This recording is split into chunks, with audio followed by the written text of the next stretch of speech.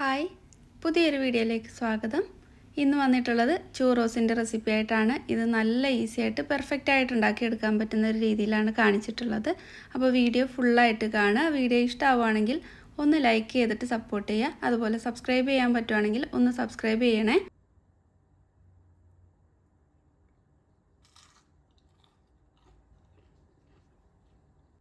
അപ്പോൾ നേരെ വീഡിയോയിലേക്ക് പോവാം.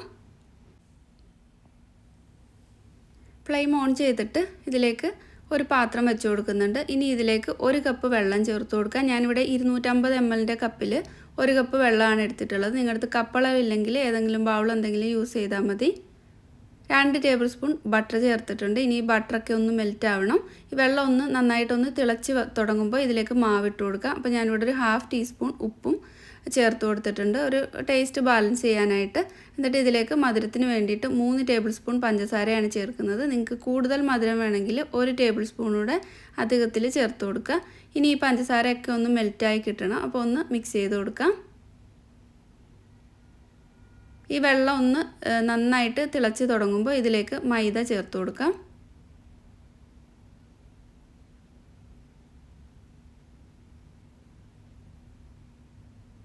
ഒരു കപ്പ് മൈദയാണ് എടുക്കുന്നത്. അതും 250 ml കപ്പിൽ തന്നെയാണ് അളന്നിട്ടുള്ളത്. നിങ്ങൾ ഏത് കപ്പിലാണ് വെള്ളം എടുക്കുന്നത് ആ ഒരു അളവിൽ തന്നെ മൈദയും ചേർത്ത് കൊടുക്കുക.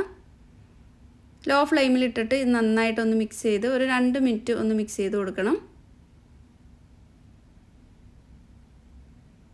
അപ്പോൾ ഇത് നല്ലപോലെ തന്നെ മിക്സ് ചെയ്തെടുത്തിട്ടുണ്ട്. ഒരു 2 മിനിറ്റ് ഒന്ന് കുക്ക് ചെയ്തെടുത്തിട്ടുണ്ട്.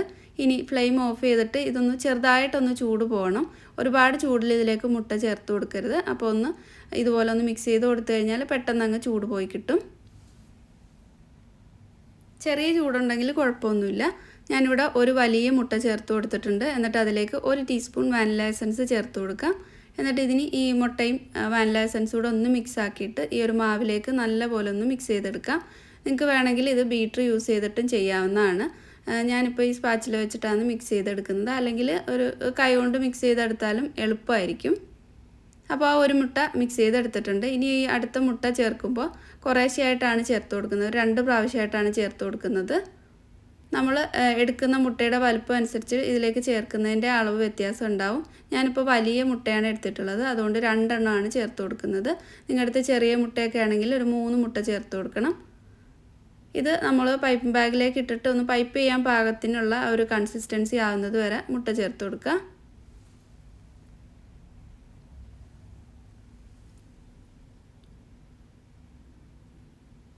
ഇനി ബാക്കിയുള്ള മുട്ടയും കൂടെ അങ്ങ് ചേർത്ത് കൊടുത്തിട്ട് ഇത് മിക്സ് ചെയ്തെടുക്കാം.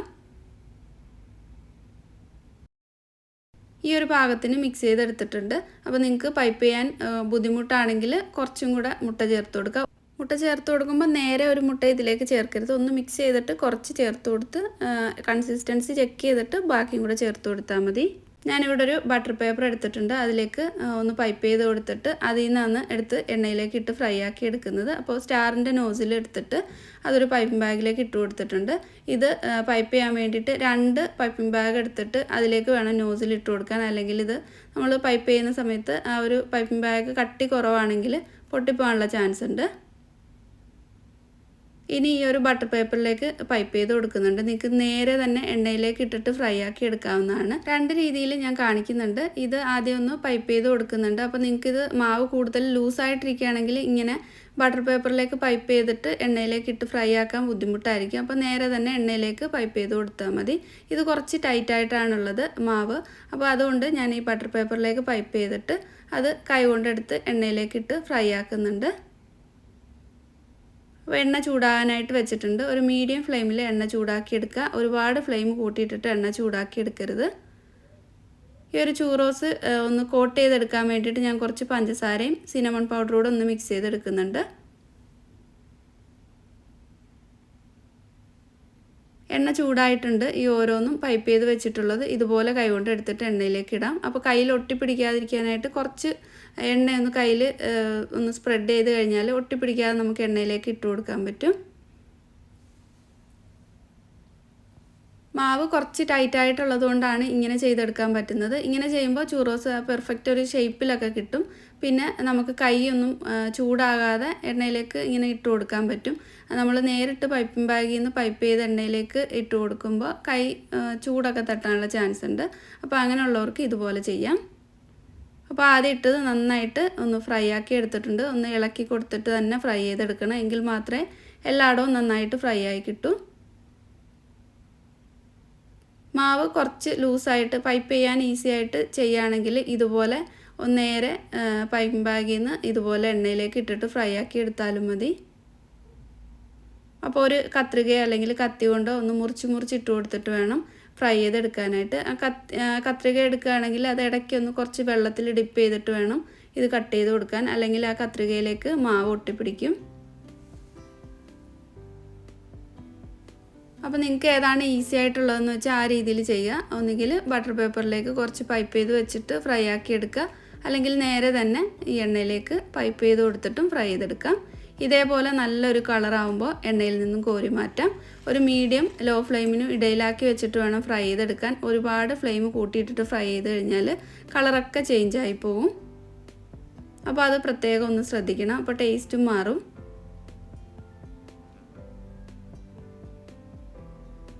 ഇതേപോലെ ഒന്ന് വെള്ളത്തിലേക്ക് ഡിപ്പ് ചെയ്തിട്ട് കട്ട് ചെയ്യുകയാണെങ്കിൽ അത് ഒട്ടിപ്പിടിക്കാതെ തന്നെ നമുക്ക് പൈപ്പിംഗ് ബാഗിൽ നിന്ന് കട്ട് ചെയ്ത് എണ്ണയിലേക്ക് ഇട്ട് ഫ്രൈ ആക്കി എടുക്കാൻ പറ്റും. നല്ല ക്രിസ്പി ആയിട്ടാണ് ഫ്രൈ ചെയ്തെടുത്തിട്ടുള്ളത്. ഉള്ളൊക്കെ ഒന്ന് സോഫ്റ്റായിട്ട് ഇരിക്കും, പുറമേ നല്ല ക്രിസ്പി ആയിരിക്കും. അപ്പോൾ നേരത്തെ മിക്സ് ചെയ്ത് വെച്ചിട്ടുള്ള പഞ്ചസാരയും സിനമൺ പൗഡറൂടെ വെച്ചിട്ടുള്ളതിലേക്ക് ഇതുപോലെ ഒന്ന് കോട്ട് ചെയ്തെടുക്കുന്നുണ്ട്. ഇങ്ങനെ തന്നെ കഴിക്കാവുന്നതാണ്. പിന്നെ കുട്ടികൾക്കൊക്കെ ആകുമ്പോൾ കുറച്ച് ചോക്ലേറ്റ് ഗനാഷ് കൂടെ ഡിപ്പ് ചെയ്തിട്ട് കഴിക്കുകയാണെങ്കിൽ ഒന്നും കൂടെ ഇഷ്ടപ്പെടും.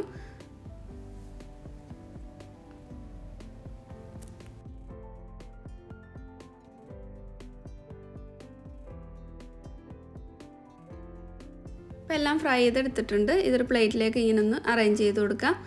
ചോക്ലേറ്റ് ഗനാഷ് റെഡിയാക്കി എടുത്തിട്ടുണ്ട്.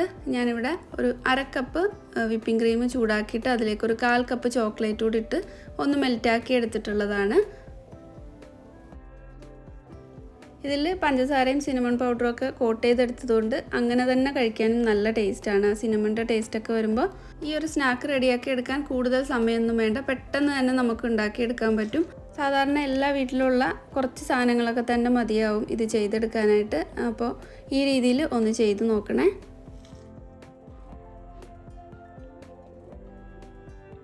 അപ്പോൾ നല്ല ഈസിയാണ് ഈ ഒരു ചൂറോസ് റെഡിയാക്കി എടുക്കാനായിട്ട്.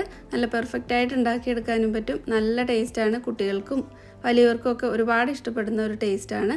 അപ്പോൾ ഇതെന്തായാലും ട്രൈ ആക്കി നോക്കുക. വീഡിയോ ഇഷ്ടമായിട്ടുണ്ടെങ്കിൽ ലൈക്ക് ചെയ്യുക, ഷെയർ ചെയ്യുക. സബ്സ്ക്രൈബ് ചെയ്യാത്ത ഫ്രണ്ട്സ് ആണെങ്കിൽ ഒന്ന് സബ്സ്ക്രൈബ് ചെയ്തിട്ടുകൂടി സപ്പോർട്ട് ചെയ്യണേ. അപ്പോൾ അടുത്ത നല്ലൊരു വീഡിയോ ആയിട്ട് വീണ്ടും കാണാം. താങ്ക്